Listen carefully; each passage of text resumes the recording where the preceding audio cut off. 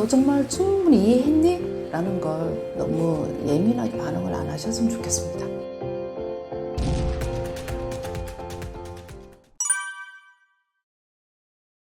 제가 브레인 트레이너 공부를 했는데요. 그래서 자격증을 갖고 있는데 왜 공부를 하게 됐냐면 도대체 독서는 어떻게 뇌와 밀접하게 연결되어 있을까라는 부분이 굉장히 궁금한 거예요. 그래서 독서를 가지고 우리 아이의 뇌를 깨울 수 있는 방법을 공부하고자 브레인 트레이너 공부를 했고 그러고 나니까 내 감각을 깨우는 학습법은 뭐가 있을까? 가장 쉽게 할 수 있는 거는 뭐가 있을까라는 게 오감 독서법이었거든요. 쉽게 말씀드리면 우리 아이의 뇌를 감각을 깨우고 조금 더 나아가면 내 발달까지 이끄는 방법인데 그게 이제 다양한 방법이 많잖아요. 신체 활동도 있고 많지만 제가 말씀드리는 거는 책으로 활용할 수 있는 방법에 대한 것입니다. 진짜 오감은 다 알다시피 시각, 청각, 촉각, 후각, 미각으로 나눌 수 있거든요. 근데 이 방법을 제가 좋아하는 책 중에 하나인데 예를 들면 표지를 가지고 이해를 해주시면 돼요. 읽기 본 활동보다 더 중요한 게 읽기 전 활동이거든요. 근데 보통의 아이들은 알사탕 이 제목도 보지 않고요.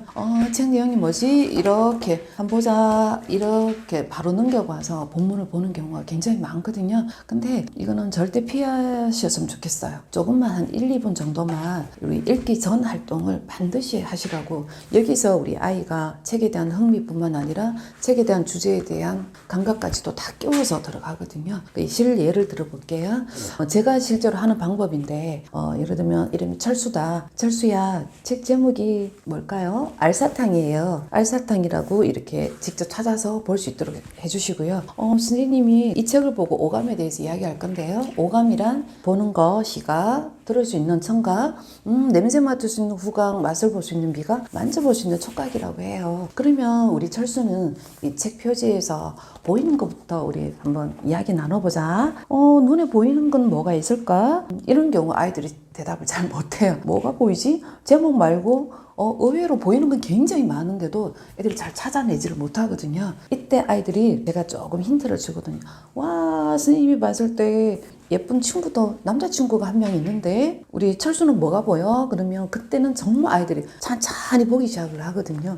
선생님 알사탕 여기 있는 것 같아요. 또 이제 뒷표지에서 나뭇잎도 뒹굴고 있네요. 이런 식으로 아이들이 하나하나 구석구석 다 찾아내서 읽기 전 활동을 할 수가 있거든요. 자, 근데 시각까지는 아이들이 어느 정도 잘 해내요. 근데 그 다음부터 더 감각적인 게 깨어나거든요. 자, 이제는 상상력이 발휘가 돼야 되는데 자, 이제는 귀로 들을 수 있는 걸 청각이라고 했는데 어떤 소리가 들리는 것 같아?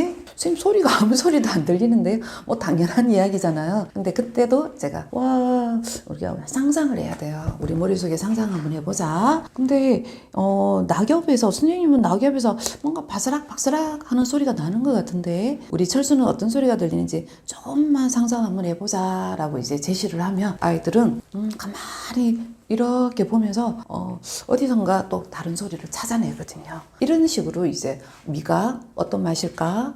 어떤 느낌이 날까? 선생님은 좀 이 아이가 티셔츠를 입었으니까 좀 폭신폭신한 느낌이 나는데 우리 철수는 어떤 느낌이 좀 날 것 같아? 이러면 진짜 아이들이 자기가 만져봤던 그런 느낌들을 가지고 하나하나 꼼꼼하게 이야기하는 아이들이 거의 다 그렇게 진행이 될 수가 있거든요.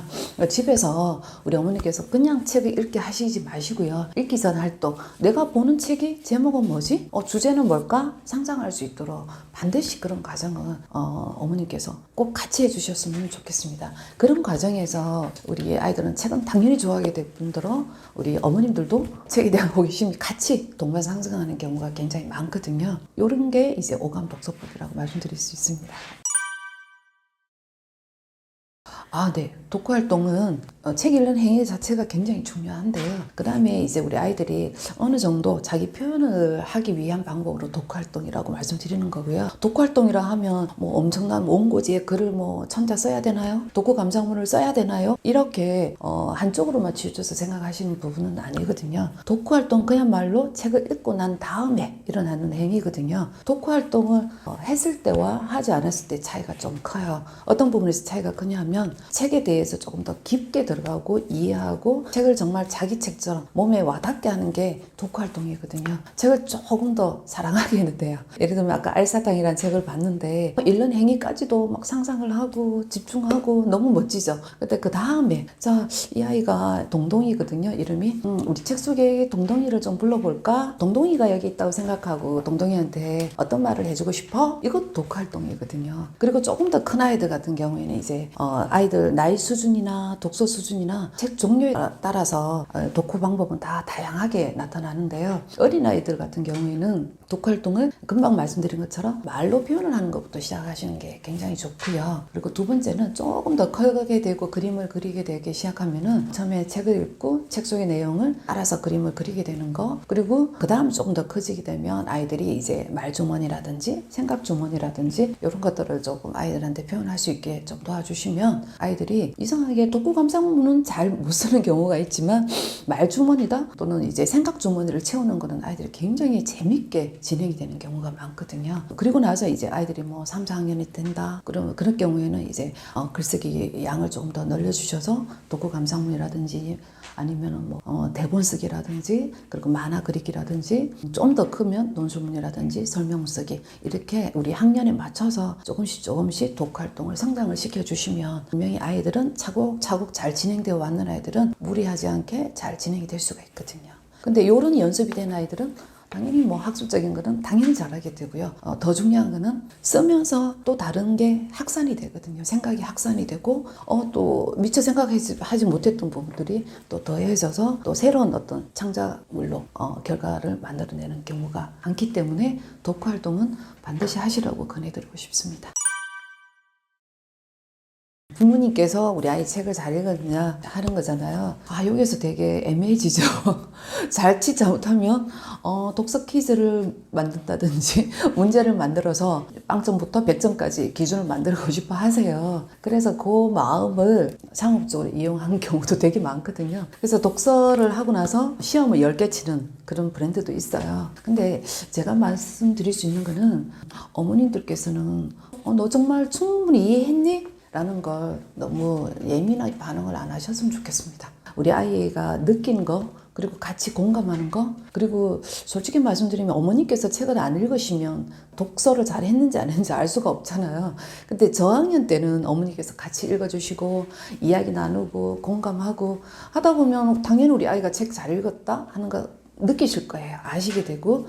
그런데 이제 3학년 지나서 중학년 지나서 5학년 6학년이 되면 5학년 책만 돼도 어머님들께서 읽기가 사실은 쉽지 않아지거든요. 그리고 어머니께서 좀 멀리 하시기도 하고요. 그러다 보면 독후 활동 우리 아이가 책을 잘 읽었는지 조금 확인하시기가 쉽지는 않은데 왜냐하면 확인을 하시려면 본인이 읽으셔야 되기 때문에. 그리고 조금 단편적인 방법은 독후 활동을 하시다 보면 우리 아이가 어떤 포인트를 잡고 책을 읽었는지에 대해서 충분히 아시게 될 거예요.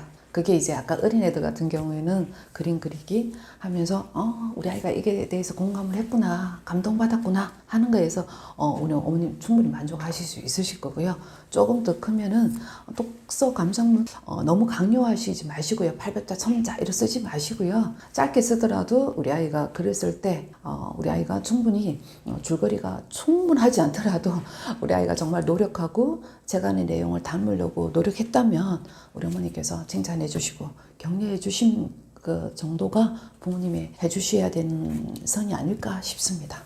왜냐하면 자칫 잘못하면 엄마한테 잘 보이기 위해서 아이가 싫은 독서로 갈 수 있기 때문에 좀 조심해야 되는 부분이라고 생각합니다.